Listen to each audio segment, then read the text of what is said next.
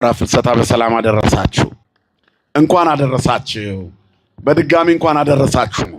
ጾሙ በረከት የምናገኝበት፣ ሰማይ ለኛ የሚከፈትበት፣ የተዘጉ ደጆች ሁሉ የሚከፈቱበት፣ ቋጠሮ የሚፈታበት፣ ጥያቄያችን የሚመለስበት፣ እንባችን የሚታበስበት፣ በቤተሰብ ደረጃ የደስታ ህይወት የምንኖርበት፣ በቤታችን ያለው ችግር የሚወገድበት፣ በቤታችን የጎደለው የሚሞላበት ያደርግልን።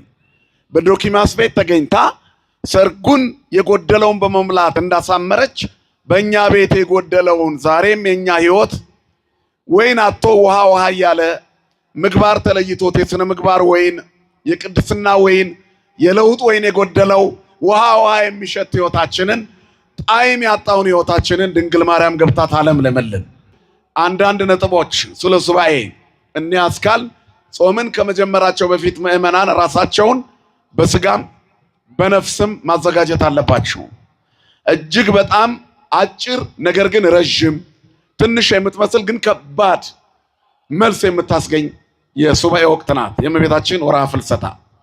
ከሰባቱ አጽዋማት የመጨረሻው የዓመቱ ጾም ነው።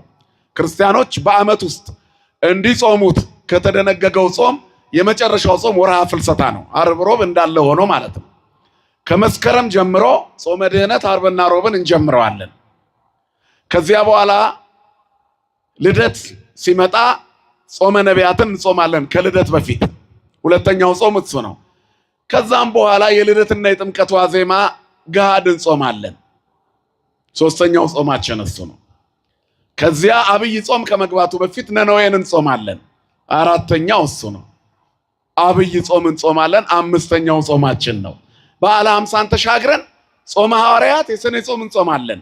ስድስተኛው ጾማችን እሱ ነው። የመጨረሻው ምንድነው? ጾመ ፍልሰታ ነው። እነዚህ እጅግ የከበሩ ያማሩ የተዋቡ የምዕመናንን ልቦና በትዕግስትና እግዚአብሔርን በመጠባበቅ የሚሞሉ የኦርቶዶክሳውያን ክርስቲያኖች አጽዋማት ናቸው። ጤነኛ የሆነ ሰው ሁሉ ከ7 ዓመት ጀምሮ እድሜው መጾም ያለባቸው ጾሞች ናቸው። ወርኃ ፍልሰታ ደግሞ ሕፃናት ስጋው ደግሞ በመቀበል ደጅ በመጥናት የሚሳተፉበት ልዩ የጾም ወቅት ነው። መጾም የሚችሉ ልጆች ጾመው ውለው ቆርበው ከእመቤታችን በረከት የሚያገኙበት፣ የጌታን ስጋና ደም ምግባቸው አድርገው ሲመገቡት ቆይተው መስከረም ሲመጣ በብሩህ አእምሮ፣ በተሳካ በተደላደለ ሕሊና፣ በነቂያ ልቡና ሆነው ወደ ትምህርት ገበታ ሲገቡ ሁሉ ነገር ብሩህ ይሆንላቸዋል። የክርስቶስ ስጋና ደም ሐዘን ትካዜን ያስወግዳል። የደከመ ጉልበትን ያድሳል። የሚብረከረከውን ያጸናል። ያጎነበስነውን ያቀናል። ቀንበር ከላይ ይነቅላል። ሰማይ ማየት የምንችልበትን አይኖቻችንን ይገልጥልናል። ክብርና ምስጋና ለአምላካችን ለእግዚአብሔር ይሁን። ስለዚህ ክርስቲያኖች በዝግጅት መጾም አለባቸው። የተጣላ ታርቆ፣ የበደለውን ክሶ፣ የቀማውን መልሶ የከርሞ ሰው በለን ብሎ ለመማፀን መዘጋጀት አለበት። ሐዋርያት በልዩ ዝግጅት እመቤታችንን ስጋዋን ተቀብለው ለመግነዝና በትክክል ለመቅበር በጥር የሞተችው እመቤታችን በዚያ ጊዜ የሆነውን በጥር ሰምታቸዋል። የታውፋንያ እጅ የተቆረጠበት ጌታችን ከነሱ ነጥቆ ወስዶ ከዕፀ ሕይወት ስር እሷን ያኖረበት ሞት በጥር በነሐሴ መቃብር የሚለው የቤተክርስቲያናችን አስደናቂ ትምህርትና ልዩ ጥበብ የሚገለጥበት ወቅት ነው ወርኃ ፍልሰታ። ጥር ላይ የተጀመረው አጀንዳችን የሚዘጋው በዚህ በወርኃ ፍልሰታ ነው። እንደ ልጇ ሞትን ሊገድል የመጣው ልጇ፣ ሞትን ሊያጠፋ የመጣው ልጇ እንደ ሞተው ሰው ሁሉ እንደሚሞተው እሱ ደግሞ በሶስተኛው ቀን እንደተነሳው ከመትንሣኤ ወልዳ ትንሣኤዋ እንደ ልጇ ትንሣኤ ሊሆን ይህን ልናከብር ነው ሱባኤውን የምንገባው። እና ወጣ ገባ እያልኩ የምነግራችሁ ብዙ ከሳበኝ እንዳይመሽ ነው። እና በአጭሩ ይህን የመሰለ ሱባኤ ሐዋርያት የገቡት እመቤታችንን ስጠን ብለውት ነው ጌታን። እናም አምጥቶ ሰጥቷቸዋል።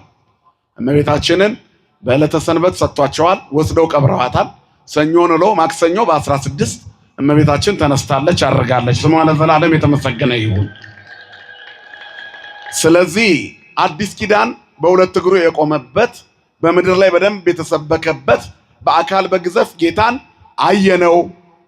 አየነው፣ ትምህርቱን ተማርነው፣ ምክሩን ተቀበልነው፣ የባረከውን የሰጠንን ተቀበልን፣ ከእርሱ ጋር በላን ጠጣን ዳሰስነው እያለ አባ ሕርያቆስ የተናገረለትን ጌታ በሥጋ ማርያምን የተገለጠው ለእግዚአብሔር አልቦ ዘርእዮ ግሙራ እግዚአብሔርን ያየው አንድ ሰው እንኳን የለም። በአባቱ እቅፍ ያለው እሱ ልጁ ተረከው። እንዴት ተረከው?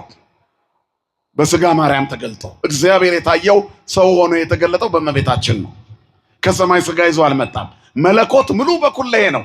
የማይወሰነው የተወሰነባት፣ የማይቻለውን የቻለች፣ እሳተ መለኮትን የታቀፈች፣ እሳት ጡቷን ያጠባች ድንግል ማርያም እናታችን ሞትን ቀምሳ እንደ ልጇ የተነሳችበት ነው ፍልሰታ። ክብርና ምስጋና ለአምላካችን ለእግዚአብሔር ይሁን።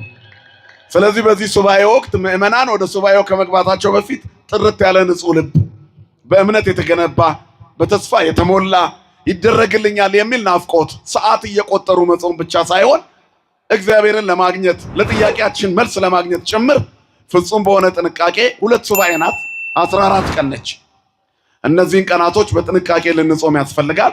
ከነዚህም 14 ቀናት ውስጥ ቅዳሜና እሑዶቹ ጠዋት የምንመገብባቸው ናቸው። ምንም እንኳን ጥሉላትን ባንመገብም፣ ነገር ግን ምንም ቢሆን ማለዳ ሰንበት ከመስራተ ትንሣኤ ከቅዳሴ በኋላ እንቀምሳለን። ውለን የምንጾምበት ጾመን የምንቀምስበት አስቀድሰን የምንቀምስባቸው ቀናቶች በጣም ትንሽ ናቸው። ስለዚህ ከ14ቱ 10ሩን ቀናት በዚህ ሁኔታ ነው የምናሳልፈው። 15 የሐዋርያት መሰብሰብ አንድ ላይ መገናኘት ይዘከርበታል። 16 ትንሣኤዋ ነው። ለትንሣኤዋ በሰላም ያደርሰን፣ ሱባኤያችንን በሰላም ያስፈጽምልን። ነኢ ሀቤ ኦ ድንግል ምስለ ወልድኪ ወፍቁርኪ ኢየሱስ ክርስቶስ ከመተባረኪ ላዕሌነ ተባረኪን ዘንድ ከተወደደ ልጅሽ ጋር ወደኛ ነኢ የምንልበት ነው። ድንግል ማርያም ወደ ትዳራችን፣ ወደ ቤታችን፣ ወደ ሕይወታችን፣ ወደ ኑሯችን በበረከት ትምጣልን።